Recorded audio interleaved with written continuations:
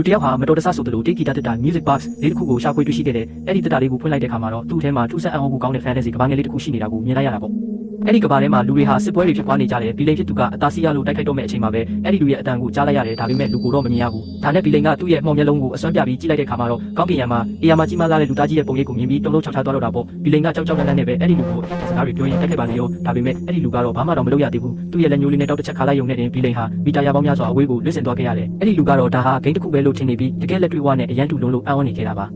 အဲ့ဒီနောက်မှာတော့အဲ့ဒီကဘာရဲ့ဘယင်မဟာသူ့ရှိမှဒူးထောက်ရုပ်တည်ပြီးအဲ့ဒီလူကိုဖျားသခင်တပားလို့တတ်မှတ်ကလက်ဆောင်တွေဆက်တက်ခဲ့တယ်အဲ့ဒီလူကလက်ဆောင်တွေကဂျင်းစင်းမြင့်ပြင်စစ်ရိုတစ်ခုကိုစားလိုက်တာနဲ့တစ်ခုလုံးမှာအင်အားတွေပြည့်ရှံလာတာကိုချက်ချင်းခံစားလိုက်ရတယ်ပြီးတော့သူပေးတဲ့လက်စွပ်တကွင်းကိုဝတ်ပြီးနေရန်တစ်ခုကိုအသားလေးထိုးကြည့်လိုက်တာနဲ့နေရန်ကြီးဟာအကွဲပျက်စီးသွားခဲ့တယ်သူ့ကိုသူအစွမ်းတွေရလာပြီဆိုတာသိလိုက်တဲ့အချိန်မှာပဲအပြင်လောကလူမိုက်တစုကသူ့စီရောက်လာကြတယ်သူတို့ကမိန်းကလေးတယောက်ကိစ္စနဲ့ပတ်သက်ပြီးသူတို့ထင်းနဲ့လာမပြိုင်ဖို့တတိပေးကြပြီးတန်ကြိုးတစ်ချောင်းထုတ်ကသူ့ကိုသူချီနှောင်ပြီးဒီမျိုးကနေထွက်သွားဖို့ချင်းချောက်ကြတာပေါ့အဲ့ဒီလူကဒေါသတကြီးနဲ့ညှင်းဆိုပြီးပါးစပ်ပိတ်ထား